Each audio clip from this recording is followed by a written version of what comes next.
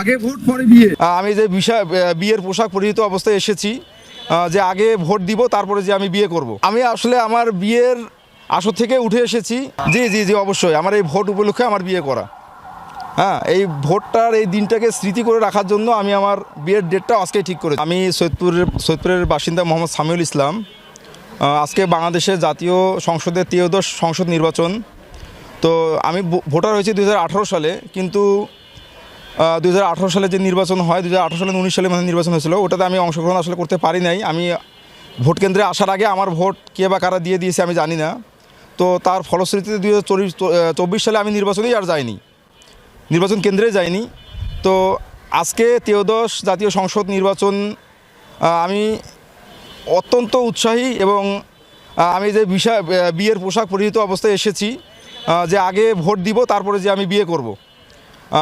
আজকে আমাদের জন্য অত্যন্ত একটা আনন্দের দিন, এবং আমি চাই আপনারা সকলে আসুন নির্বিঘ্নে উৎসবমুখর পরিবেশে এসে বাংলাদেশ ত্রয়োদশ জাতীয় সংসদ নির্বাচনে অংশগ্রহণ করুন, এবং দেশ পরিবর্তনের জন্য অবশ্যই হ্যাঁতে ভোট দিন, এবং আপনারা আপনাদের পছন্দ দেখে শুনে পছন্দের প্রার্থীকে ভোট দিন। আমি আসলে আমার বিয়ের আসর থেকে উঠে এসেছি, যে আমার যে নির্বাচনী যে অধিকার, আমার যে নির্বাচনের যে অধিকারটা, এই অধিকারটা আগে আমি আমার পছন্দের প্রার্থীকে দিব, দেওয়ার পরে আমি তারপর যে বিয়ে করব।